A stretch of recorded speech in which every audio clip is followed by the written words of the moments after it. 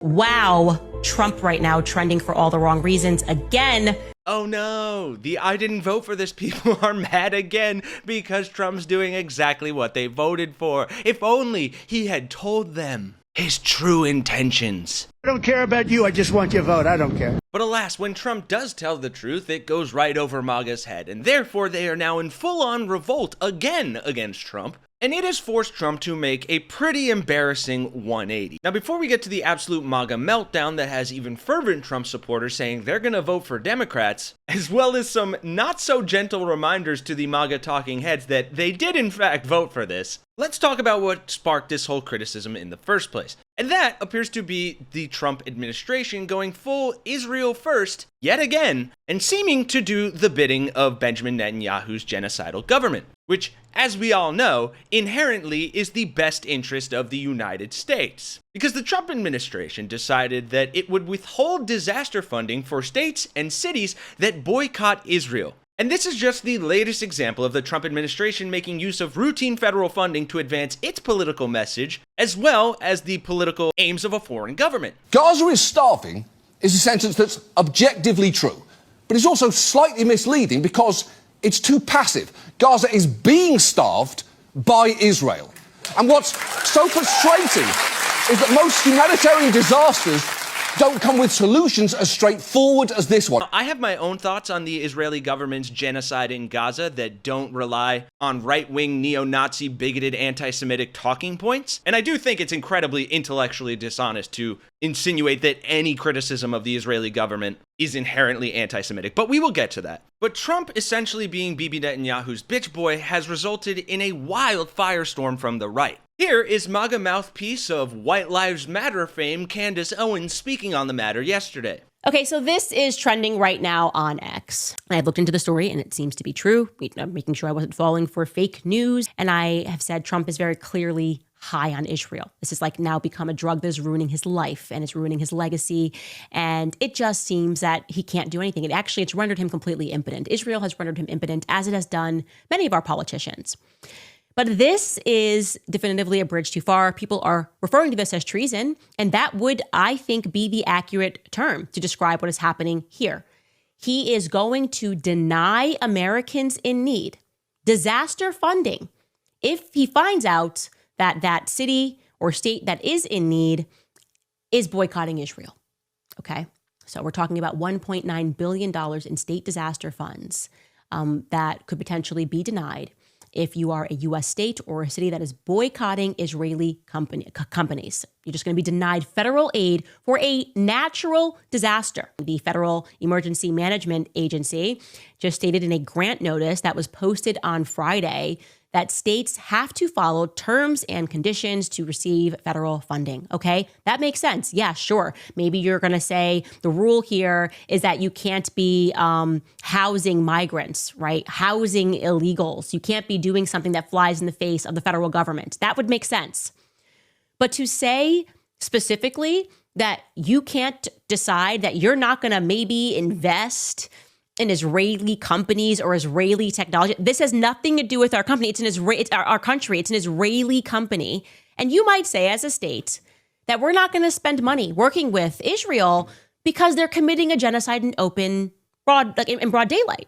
You might say, actually, morally, we think it is wrong for us to in any way engage with Israel because we are watching them starve children daily. Okay. So Trump is setting this requirement. Trump's administration is setting this requirement. And like I said, it applies to at least $1.9 billion of federal aid that states rely on to cover search and rescue equipment, emergency manager salaries. Let's say you get hit by a hurricane, money that is for the backup power systems, among other expenses. And Trump is saying, yeah, no, I hear you. I hear you screaming. I hear that that's a hurricane. And maybe it's wiped away your entire family, your entire house. But do you support Israel? Oh, I'm sorry. Did you boycott Israeli tech? Yeah, we're not going to be able to give you this money. Your family doesn't qualify anymore. They're saying you can't do that. Why is that? Because America is not a sovereign nation.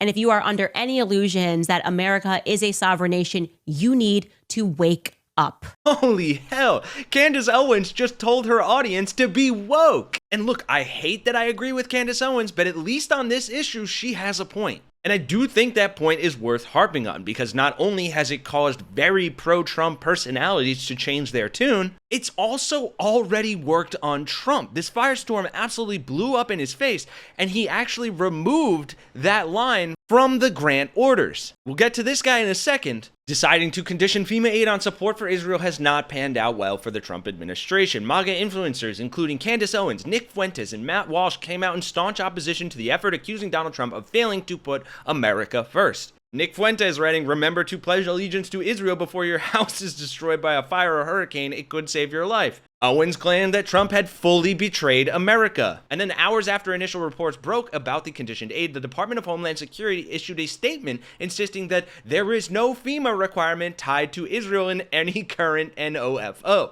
And while that's not even fully true, it also doesn't mean that future funding is protected from similar efforts. You had this post going viral on Twitter, and original guidance from DHS explicitly stated that federal disaster funding was barred from states that allowed boycott of Israel. The White House changed this explicit language after widespread outcry, but the DHS tweet makes it clear the admin reserves the right to deny these funds on BDS grounds based on the Anti-Boycott Act.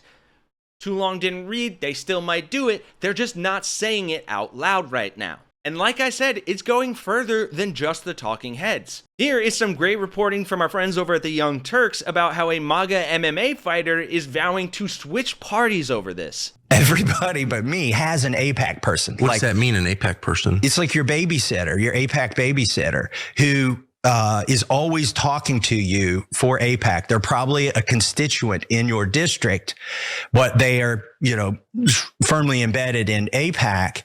And Every member has something like this? I don't know how it works on the Democrat side, but that's how it works on the Republican side.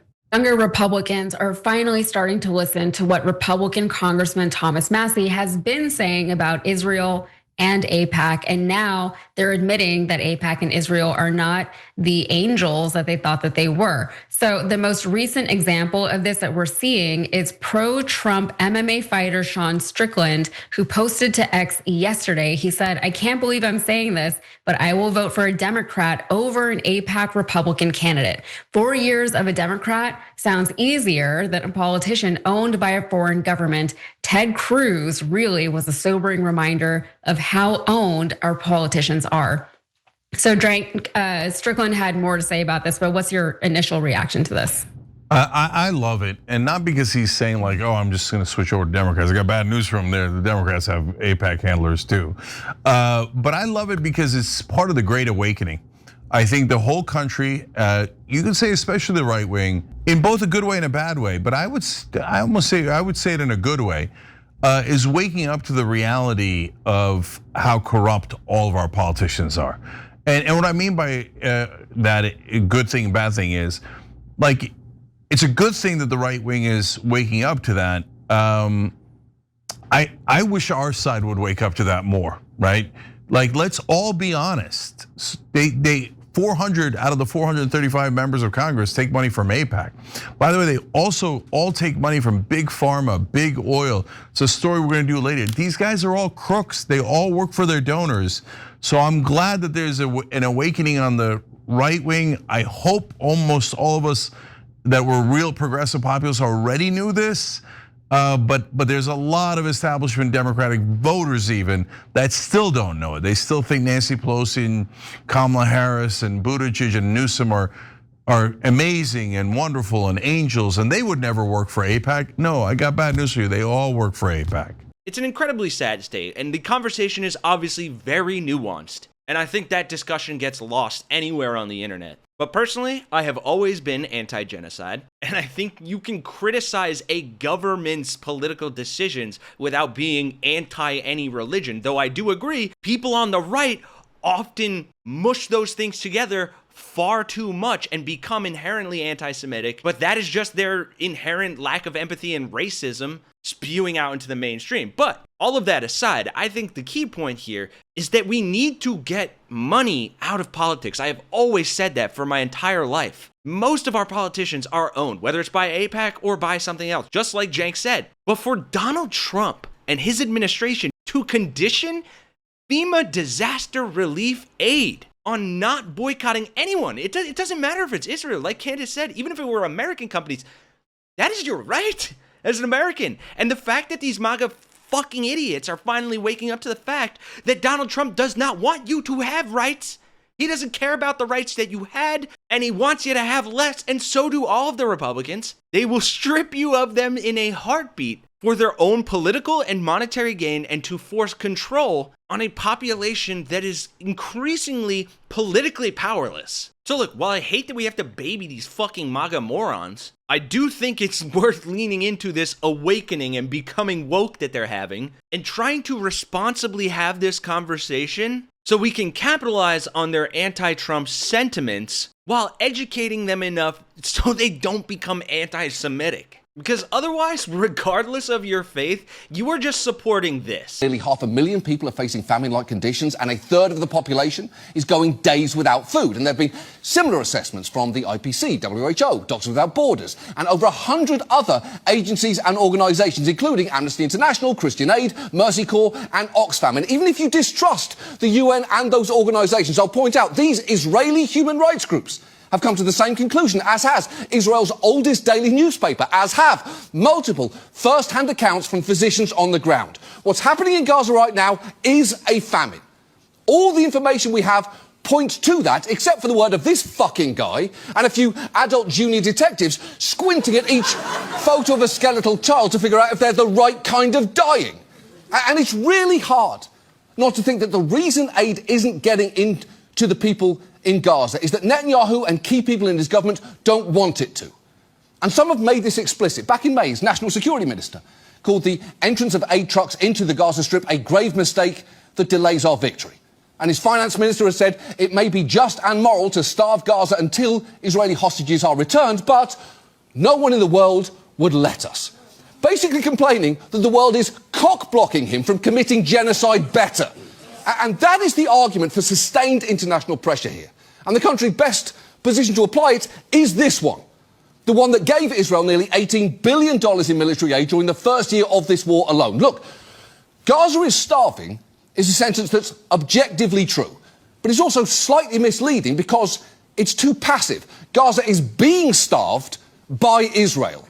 And what's so frustrating is that most humanitarian disasters don't come with solutions as straightforward as this one.